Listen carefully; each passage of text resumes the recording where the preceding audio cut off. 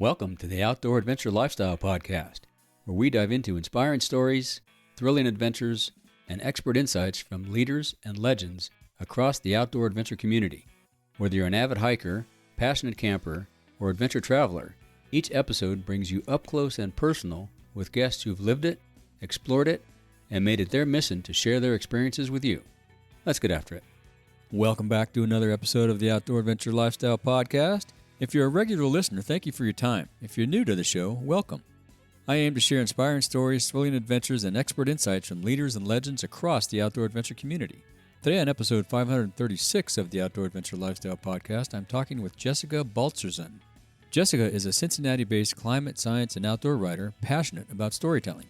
She's been a member of the Outdoor Writers Association of America for nearly a decade, has worked as a freelance writer and journalist covering topics from bison stranded on an island to chasing lunar rainbows and community gardens fighting against urban food deserts. Welcome to the show, Jessica. Thank you so much for having me. I'm excited to be here. Yeah, this is going to be fun. You were just telling me it's your first podcast. That's always cool to do with folks.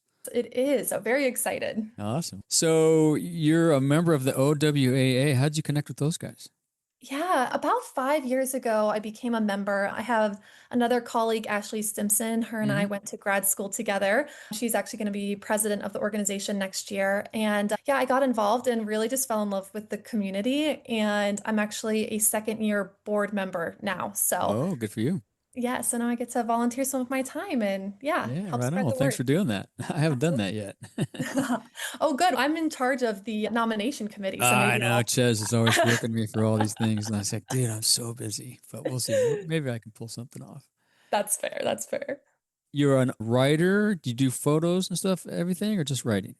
No, mainly just, freelance journalism. That's typically what I focus on. Sometimes I have to take photos for editors, but Right. we should leave that to the professional photographers. Yeah. There you go. Yeah, they do a good job. Yes. Worth the money. Absolutely. 100%. So you've covered everything from bison stranded on an island to chasing lunar rainbows. How did you first fall in love with telling stories about nature and science?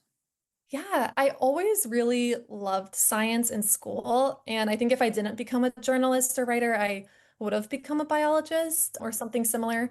But I really love to travel and grew up with my parents taking me camping and hiking nearby. But anytime I go anywhere now, it's usually to experience a national park, a natural phenomenon, a beautiful landscape, to go hiking, scuba diving, or kayaking. And I really enjoy the natural world. It's often something that doesn't need to be augmented. It's just really wondrous Pretty good on its own. Yeah, pretty good on its own. Yeah, and learning about a scientific occurrence or natural phenomenon is something I've always loved telling other people about because there's also this commodity component to it. I think a lot of people really love learning about the natural world around them, and it's usually pretty accessible. If someone wanted to go see the lunar rainbow at Cumberland Falls, they could do it for free or for a minimum cost, depending on how far away they live. But versus paying for a luxury resort experience or tickets to Disney World, it's pretty accessible. Yeah, very accessible. Yeah. If you get one of those parks passes or Golden Age passes, you can see everything for nothing. It's amazing. Exactly. Yeah. Was there a particular story early in your career or life that made you think this is what I'm meant to do? I'm a storyteller? Yeah, I wouldn't say there's a particular story per se, but I get really energized talking to cool, interesting people and learning about things I would have never otherwise known.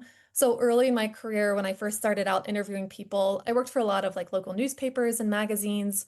So it was interviewing a lot of local community leaders, business owners, movers and shakers. But I remember thinking, wow, this is so cool that I get to talk to these people.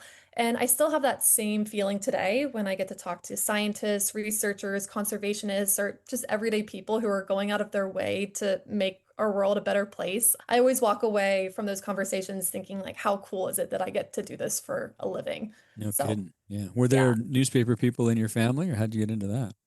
Actually, yeah. My grandfather worked for a newspaper. Oh. My father was also a writer before he went into publishing, that more in the sales side. But my aunt is also a fiction writer. So I do have, and it's something you don't realize at the time. You think that you're your own person and that you're pursuing your own path. And then you look back and you're like, oh, I've had a lot of family in this industry or who have been writers. So yeah, you get a lot of exposure to see how it works and stuff. And it's just kind of natural.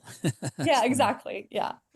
And you're based in Cincinnati, which isn't always the first place people think of when they picture outdoor adventure. How has the Midwest shaped your perspective and as a nature Yeah. and science writer? Yeah, I love this question because, first of all, for people who don't know, Cincinnati is located right on the Ohio River, which separates Ohio from Kentucky and ultimately the North from the South. So I grew up with this really important and complex and historical waterway right in my Hmm. backyard. And Cincinnati also has like 5,000 acres of city parks, regional Ah, parks, I did not neighborhood know that. Huh. parks. Yeah, Wow. arboretums, hiking trails. And I think the statistic is like 90% of Cincinnati residents live within a 10-minute walk of a public green space. Cool. So I grew up with a lot of nature around me. But like many people who love the outdoors, I always wanted to go out west. My mother was born in California and raised in Australia. Huh. And That's my quite a grandparents, background. yeah, yeah, she has quite a background. Yeah. And my grandparents on both sides of my family had lived in California. So I always thought if I go out there, I'll have more opportunity, yes, for outdoor recreation, but also for storytelling. So I lived in San Diego for a while and I absolutely loved it. I could try surfing at the beaches or go hiking through the mountains, snowboard. It was really accessible for me to drive to other regions out west and in the Southwest. So yeah, for outdoor exploration, it was 10 out of 10. But with that also comes a lot of crowds, a lot of tourists, a lot of high costs, and A lot of because of driving. You have to a drive to lot those of places. driving, It's a pretty big state. People don't realize. it's such a big state. Yeah, and because of the extreme conditions out there, there were a lot of climate disasters and wildfires. And I found that I was able to tell some stories out there, yes, but really there are so many other journalists and writers and people who grew up there and really know that region well and were telling those stories already. It was an oversaturated market. And so actually moving back to Cincinnati this past year, I found I can give a voice to a part of the country that's often very overlooked, Good point. especially in Appalachian and rural regions. I mentioned that Cincinnati is just across the river from Kentucky. And Kentucky to me is one of the most beautiful states in the country. Truly, like the Appalachian Amazing history. foothills. Yeah. Yeah, amazing history, gorgeous scenic rivers. It's all just stunning.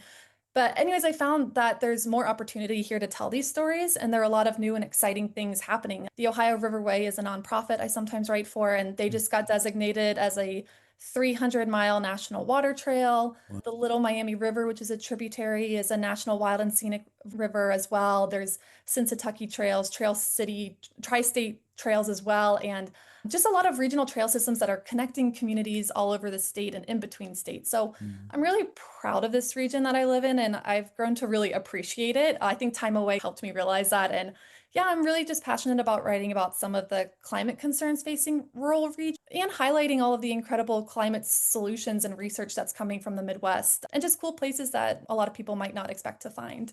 Yeah, sometimes I grew up in Southern California, so when you Yeah, grow up in an area like that, it's just all in your face. You don't really realize it. But I think yeah, when you go to other areas, particularly maybe when you grow up there, you don't really realize because you're not looking at huge mountains every day. So you right. got to look around, do a little investigation. Good for you that you found that out in your backyard. That's pretty cool. Yeah, thank you. Yeah. And you've written about so many fascinating corners of the natural world. What's one assignment that completely surprised you once you got out there? Oh, there's a lot, but I'll bet. I would say I was writing an article about tires polluting our waterways. Uh, Tires. Interesting. yeah, tires, Okay. and particularly in Kentucky, I think there's 4 million waste tires a year. Wow. And it's happening a lot in rural communities that don't have access to waste management. Yeah. So there's like this historic precedent or this legacy of dumping trash into the river. But really, this problem is all over the country. But I Mm. went to go do a cleanup with a gentleman, Russ Miller in Wolfe County, Kentucky. And he was showing me pictures from the 1980s of what the river used to look like, and which is also located in his backyard. But the water couldn't even flow because it was Wow. choked with so much waste, Oh, including, yes, like mounds of tires, but refrigerators, cars, boats. I God. mean, anything and everything you can imagine. And Sad. yeah, it is sad. He and a lot of amazing activists have worked for decades to clean just that one section of the river. And when I went down to see the problem firsthand, it was just so vastly different than the pictures he showed me. They've done a lot of great work. Mm. But I was actually still just so shocked to see how many tires still do come out of the river. Really? Still? Yeah, yeah, Wow. still. And it's a really grueling job to get a I'll river bet. that's packed, I'll or a bet. tire that's packed with Well, sand and mud yeah, in the tires are river. heavy, and then you fill up all the stuff in that's filled up Yeah, the inners. It's oh my God, that must weigh a ton. Yeah, and it takes a lot of creativity to get it out of the water. And then just other things you'll find floating down the river, tents and backpacks and shoes and big sheets of plastic or metal. Wow. So I think the assignment made me hyper aware of, yes, there's a lot of pollution and waste that we produce, but also it also kind of highlighted a lot of the injustices and holes in the systems in terms of what certain communities have access to and what others don't, and Mm-hmm. how it directly impacts their health and quality of life too. Mm-hmm. That was something I was surprised to see firsthand. Yeah, that's pretty cool. Once people start working on it, then others look at it and go, "Oh yeah, hey, we should help out." So you get the community jumps in, and Yeah. that's cool. Yeah. Did you get a lot of community help once you guys started? Yeah, yeah. Though a lot of the work had already been done. I think Mm-hmm. Kentucky has some of the like most waterways outside of Alaska as a state. So Mm-hmm. there's a lot of rivers to dump things into. But yeah, I think it Sadly. also, yeah, I think it highlighted the problem. Yes, that's happening all over the country, but also all over the world. And no one really knows how to safely dispose of this rubber tire waste Mm-hmm. too. It's something that scientists are working on and something we got to figure out. Yeah. Yeah, it's tough. The town I grew up in, Fontana, California, is east of LA. Mhm. And back then there was nothing around and we had the dump north of town, right? And you just Yeah. always took stuff to the dump. You took it to the dump, you threw it on the dirt and they buried it. Yep. And I remember my dad always changed all the oil in his cars and he'd put the leftover oil in a milk carton, take it to the dump. And then later as I got older and they built houses, they reclaimed all the area and built houses. I'm thinking, holy cow. Not sure I would want to live there, but Yeah. they managed to clean it all up crazy. Yeah, a lot of it just comes down to education, and I think Yeah, now we're just learning about it. yeah. Back then too, it was wide open spaces. Right now that there's more Oh, people, this we're filling up those wide open spaces. So exactly. So we're quickly. running into the issues a lot more. That's right. Yeah. Yeah. So when you're chasing a story, whether it's a lunar rainbow or a community garden, how do you balance the science with the human element?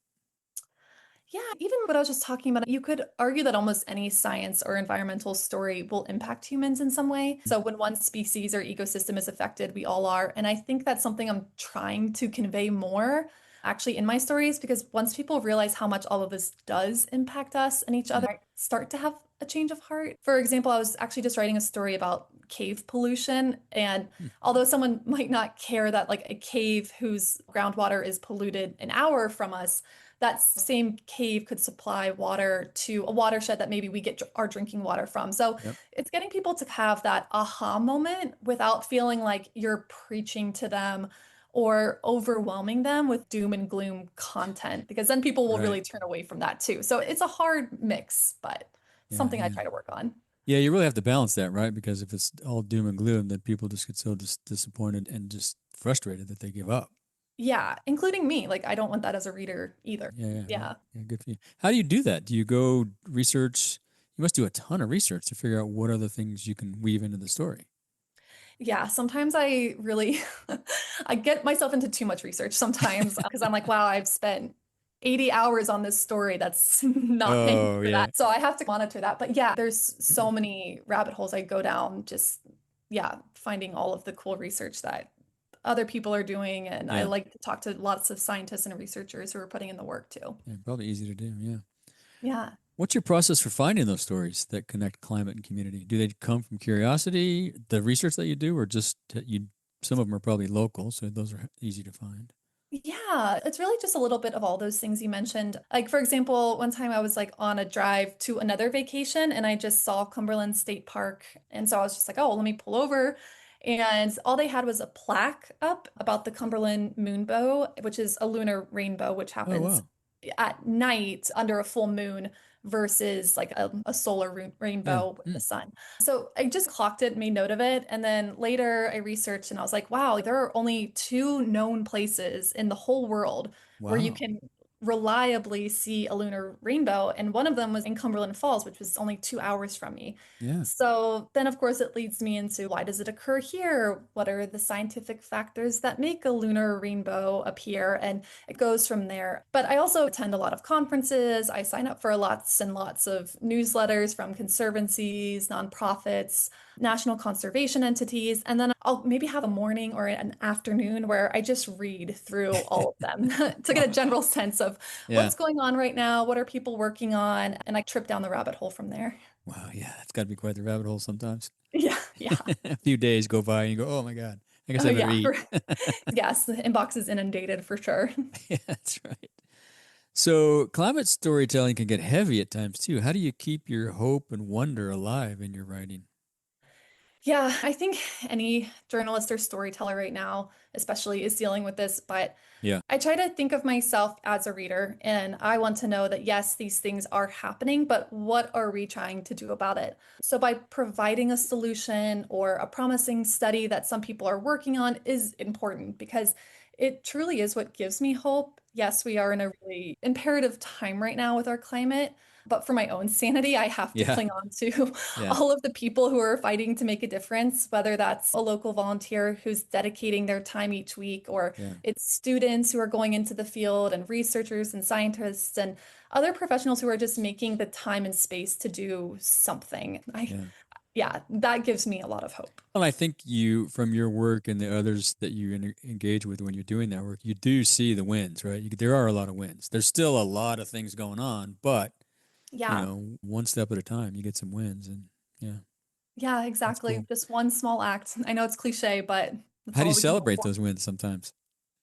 How do I celebrate those wins? Yeah. Do you? That's Like a you get a good big one. question. Wow, okay, we're gonna go out for a great lunch or let's go have some beers or whatever. Yeah, usually it's me treating myself to another book that I will bury myself into. Yeah, There you go. That's good. yeah, Keep doing the research. Stay at yeah, it. exactly. What do you think the role local stories? Let me ask that again. What role do you think local stories like the gardens fighting food? How did I write Yeah, that? Let me ask that again. I'm just going yeah, to read it. yeah. What role do you think local stories like the gardens fighting food deserts play in helping people understand the bigger climate picture? Yeah, local stories are super important because, for example, in a region like Cincinnati, where you might say, oh, we don't have to deal with wildfires or earthquakes or these massive hurricanes that some of the coastal regions have to. Yeah, but what we're seeing is more historic floods that directly impact rivertown communities. Then, of course, whatever impacts our coast can also impact us here locally in the Midwest as well. And then, of course, impacts from infrastructure, costs, flooding insurance. More and more people are going to start migrating from the coast into the Yep. Midwest region. And how are we preparing for that? So it's all interconnected. And climate issues directly impact minorities and those in lower socioeconomic communities. So I always say to the bigger climate picture that it really comes down to a humanitarian crisis and cause as Mm-hmm. well. And Yeah. I think we all just need to care about our neighbors. And so that starts with learning about something like a food desert that would happen within our own city. And just small examples of that all do play into that larger picture, like you mentioned. Yeah. Because it's amazing. And I think those of us that have gotten into this stuff over the years, you just learn how interconnected it all is because it's like a Totally. big spider web, all of Yeah. it. It's amazing. Yeah. Yeah. Yes. That's pretty cool. Absolutely. Yeah. And have you seen a shift in how readers or editors respond to environmental stories over the last few years? Yeah, definitely. I think there's become an increasing demand for them. There's so much happening right now with our Yeah. climate and policy and wildlife and public lands, which is unfortunate, but that also means that there is a greater need for stories now more than ever. Yeah. So, yeah, there's definitely a greater demand for these stories that I think editors are wanting now. And I think younger generation and new journalists that are first starting out as well are seeing a lot of opportunity in climate stories and environmental stories. Yeah, people are hungry for it. Once they start learning, they want to know more. Yeah, because like you said, I mean, everything is impacted by it in some way. It could be a Hmm. health story or a people-focused story, but it all Hmm. somehow does come back to something in the climate. And Even when they, travel. yeah, even travel. And when they learn Yeah, more, that's how they can get involved here. That's how you get exactly. new Yes. So stewards. We always need that's the hope. stewards, Exactly. right? So you freelanced for nearly a decade. What's the toughest part of that work and what keeps you sticking to it? Yeah, I think there's two really tough things about freelancing. One is the rejection. Um, Yes, I can relate to that. yes. Freelancers have to pitch story ideas to editors, a lot of whom we're cold emailing. So we might not have a relationship yet with this person we're sending our ideas to. So a lot of the time you get rejected, or actually you really just get ghosted Yeah, I was on gonna a lot say of you the don't get things hate or you anything. pitch. You Yeah, don't even get the rejection. Yeah, you right. just Yeah, get at echo. least tell me Um, no so I can quit yeah, bothering I, you. I love it when I get a no because then I'm like, yes, I heard back. I got a no. I can Right, move right. on That's a now. win. Yeah. But as you get more experience and more established, that tends to lessen, and then you can form those relationships. But now, even we're in a field where an editor that maybe we've had a relationship with for a few years, all of a sudden they've gotten laid off. Staffs are getting smaller and smaller. So then the freelancer has to figure out, okay, who's another editor at this magazine? Who is the new editor? Now I have to establish myself with this new person and get them to trust me. So Or that you kind of work with somebody that's now just got another job necessarily. They were an editor for this, now they're editing that and that. Exactly. So that Busy. can Yeah. really throw things off too once you do Yeah. get those relationships. So yeah, that's always tricky. And the second hardest is, of course, the pay. Again, as you get more established and you get more consistent work, I think it really is possible to make a living off of freelance or being a writer in general. I would always get really discouraged as a young writer or a student myself when people would be like, never get into this field, you'll never make money. And that was 10, Yeah. 15 years ago before there was AI and like these real other problems we're seeing now. But I've always I think if you really want it, you can make it work. So I don't want to sound discouraging, but yeah, sometimes the pay is really Yeah. hard, Yeah. especially when there are publications out there that pay maybe like $200 for a 2,000 word story that would take me 20 to 30 hours to research, interview Right. sources, write, Right. rewrite. That's just not sustainable. So it's just getting picky about what you're willing to write for Yeah. and how much you're willing to get paid and saying no to those lower rates once you feel comfortable doing that. I always come back to it because I get to pitch and write stories that I'm interested in and stories that I really love and that Mhm. I'm curious about. And getting to be out in the field, sometimes side by these brilliant, passionate people doing really Yeah. important work is worth it to me. And it just feeds, yeah, my own curiosity. So for Yeah. me, I stick with it. Yeah. Well, that's like anything. You pretty much have to stick with it if you're grinding through. Yeah. And like you say, the wins that you have, the feedback that you get, the positive stories, the wins that you see too, right? Something that you might have written about was headed down the wrong path, and you exposed it. Now there's all these people working to save it, and that's got to be Yeah. rewarding. Yeah. Yeah, it is. You never know where that story's going to lead and who it's going to Yeah. affect. And yeah, yeah. Yeah. Pretty cool. What's your creative process like from pitch to publication? Do you start with an image or question or character in your mind, or just Mhm. probably a Yeah, bunch of this is different things happen? Yeah, that's also a good question. I think starting with a question is always a safe bet. For example, I kept reading about instances about grizzly bears getting struck by trains in the Rocky Mountain region, Yeah. particularly in Montana and Yeah. Canada. I'm reading news stories about these multiple occurrences that have happened in different parts throughout the range, the mountain range. So I'm okay, why is this happening? What's being done to prevent this federally protected species from getting killed? How is other wildlife impacted by transportation corridors? And just following those questions down the line. Before I write a story, I actually do as much research as I can. And then I write down all of my unanswered questions just in a doc. I just let it free. And then Hmm. I figure out who can I talk to help me answer those questions, whether it's a member from state Fish and Wildlife or a hydrologist or a member of the tribal community or a biologist. Who else can help me answer some of those questions so I can feed it into a larger narrative? You must be really curious. Where's that curiosity come from? I think I've always been just a curious person. Yeah. I don't know. I think I annoyed my parents a lot when I was little. So it's a skill that I can now turn into a It's profession, well which is honed. good. Yeah, absolutely. That's But I think I've just always had, yeah, a curiosity for the way the world works. I've always loved to read and to travel, and I think that just makes you more aware of the bigger world out there. Yeah, no, that's cool. You're in the perfect field for Yes, yeah. it. And are there any memorable field moments where things didn't go quite as planned? A couple of bison got a little too close, or something, It's a actually bear maybe even. Oh man, yeah, it's actually the opposite of that. Like I've written a couple stories on bison, and most of those times I don't even see the Couldn't find bison. any. I don't even see them. Oh, I wrote about this bison herd in Catalina Island off the coast of yeah, I've LA. seen it. Been there. Yeah. Yeah. Oh, cool. So Yeah. you've seen it. Yeah. Uh-huh. And They're I think there. Yeah, I can tell yeah, you. okay, we can confirm that they're there. Yeah. And I think I drove around with the biologist and conservationist for a while. I think I even drove around them for like maybe 5 or 6 hours, and I Hmm. never saw them. Or maybe they were like a small speck way off in the distance. Yeah. Yeah. But the good thing is that they obviously have all this land to roam that's not available to the public. It's a good thing for the wildlife. But I think going I haven't had those like adrenaline pumping wildlife encounters. And really, that's okay for me because most of my stories don't hinge on seeing that. Yeah. I'm sure it'd make for some great stories, but thankfully, I'm not Steve Irwin who needs to entertain with something big happening in the field. But yeah, sometimes things don't always go as planned. So you have to figure out what your next angle is going to be.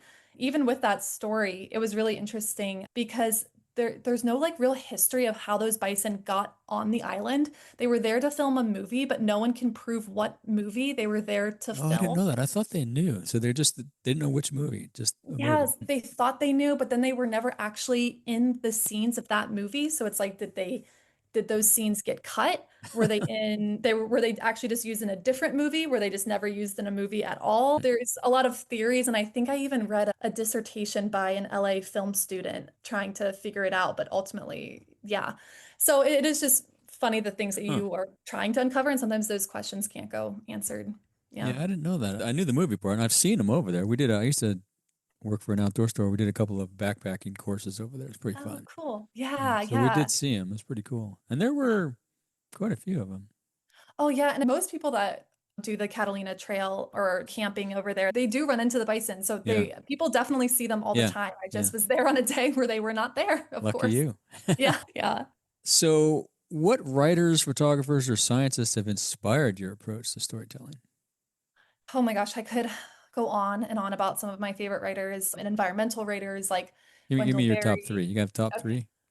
Yeah, I love Barbara Kingsolver. I really like outdoor, like funny outdoor and travel writers like Bill Bryson. Yeah. Right now, I'm reading a lot of books about rivers. Is a River Alive by Robert McFarlane, Hmm. The Great River by Boyce Upholt. But the Native American writer Linda Hogan, who is a Chickasaw poet and novelist, her work is truly gorgeous, and I highly recommend her novel, Hmm. Solar Storms or People of the Whale. But in terms of shaping my approach to storytelling, I would say that reading writers that come from all different backgrounds is really important for me Yeah. because environmentalism is really layered and has a long history of cultural connection, displacement, and justice. So making sure that I continue to learn and educate myself helps me hopefully to continue improving my own perspectives on the stories and whose voices I can include and to really understand who the story is impacting when I'm writing it. Yeah. That seems like a smart approach to look at what everybody does so that you can take pieces from all of them and make your own path. That's smart. Yeah. Yeah. I think it's easy for us to have a limited view within our Hmm. own Hmm. scope, but I try to see outside of that. There's so many great ones too. You're right. Oh my So many goodness. great ones. It's Yeah. amazing. Yeah. So for listeners who love the outdoors but might not think of themselves as writers, what advice do you have for capturing and sharing their own experiences?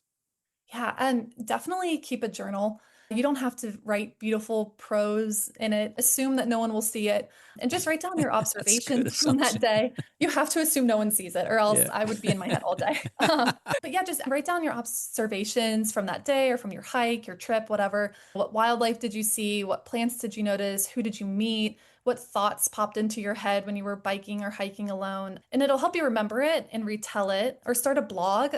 I think right now with AI, people are really craving authentic stories Yeah. and images. Yep. So if you're Yep. not a professional writer or photographer, but have a lot of awesome advice or interesting stories to tell, find a medium that you can do that because people are really going to want to hear them.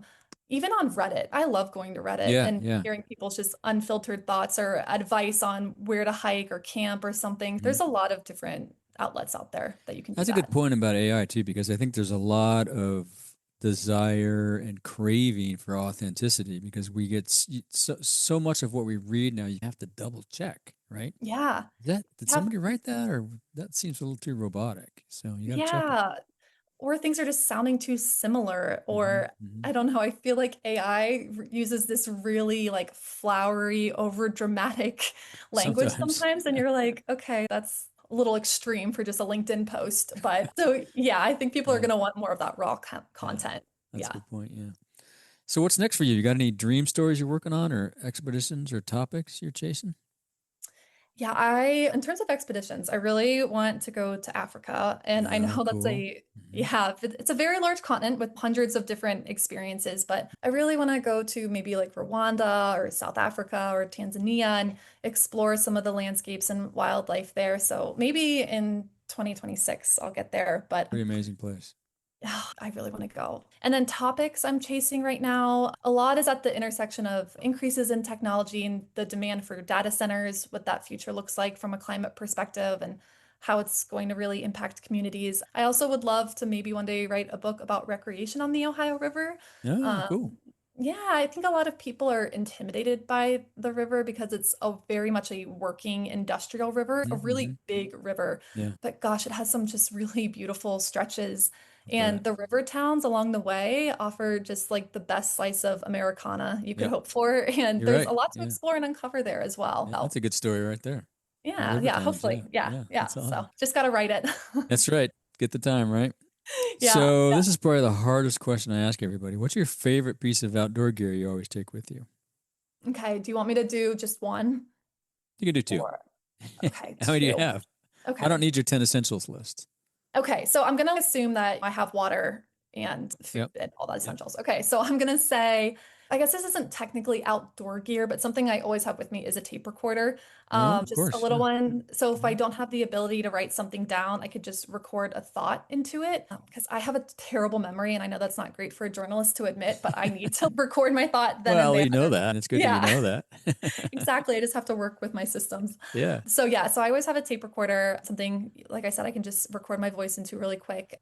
I like that opposed to my phone as well, because sometimes if you don't have service or your phone dies, it's just a Yep. good backup. And then this is really lame of me and a true sign that I am over the age of 30, but I love a good zip off water resistant pant because Okay. sometimes in the mornings when it's cold, you want that extra coverage, but then in Yep. the afternoon when it's hot, bam, you can just zip Yeah, those no, those puppies are off very and handy. Yep. Those are yeah, you great. don't have to Yep. pack an extra set of clothes. So I would say like for utility reason, I love a good zip off pant. That's a good one. Nope. Those are Yeah, two good yeah. ones. Yeah, that's great. Thanks. I don't think Yeah. zip off pants have been used yet. Okay, They're there we not. go. So there's a You heard it here first. first. That's right. Good one. And do you have a favorite book? Oh my gosh. Okay, it would be truly impossible for me to ever name a favorite book, but one that had a really big impact on my life was Beloved by Toni Morrison. Mm. So that was a very, like I mentioned, impactful book. And then another one I would say that's a little bit more recent is Demon Copperhead by Barbara Kingsolver. I think Oh, I that don't know one that just, one. oh, that one I'll have to just check that really, out. yeah, it's a doozy. It just really hit home for me, partly because a lot of it's written about the region that I live in, but it talks about the opioid crisis and how it impacts rural communities, and it just really did an amazing job at capturing the perspective of once again these regions and people that are often not included in national narratives. Mm-hmm. And I think it'll definitely be canonized into a great piece of literature. But I know it did win the Pulitzer, so it already No, that's is. pretty good. But yeah, It's on that's the pretty right good, path. Barbara. Yeah. Yeah, so it's obviously incredibly well received. But yeah, Yeah. Yeah. that's a recent one where I'm like, I could read this book 10 times over. Cool. Cool. We'll link to those in the show notes. Yeah. Have to get that one. That sounds like a good one. As we wrap up, is there anything else you'd like to say to our listeners? Asking the listeners if Mm-hmm. there's something in your region that you're really proud of that you don't think enough people know about. It could be like a lesser known hike or road trip, a business, maybe even like a person in your community, or even a piece of history that isn't widely known. I always love learning about things from all corners of the country and the world. Feel free to send me a note or even email them to me and tell me about something that you just would like to brag on from Perfect. your region. Yeah. Will, you want to give me your email? Yes, it is JP, my last name, BALTZERSEN at gmail.com. Easy. We'll link to that in the show notes too, so you can find it there Yes, if you don't you have to, forget. you don't want to spell out my last name. Yeah, That's if fine. you're driving, you don't want to write that down while you're driving. And you don't have your tape recorder with you. Yeah, yeah. Awesome. It's been great talking to you. I look forward to seeing you at the next conference. Yes, Have likewise. This has fun. been really awesome. Thank you for helping me get into the world of podcasting. Yeah. Next thing you'll have a podcast. Oh man, I don't know about that. We'll see. But thank you. Yes. Thank you for joining us on another episode of the Outdoor Adventure Lifestyle Podcast. Be sure to visit our website, ricksays.com, where you'll find show notes and links to everything we talked about and more. And while you're at it, if you found value in this show, give us a rating on Apple Podcast or spread the word and tell a friend. That would really help us out too. Be sure to tune in every week, and thanks again for listening to the Outdoor Adventure Lifestyle Podcast.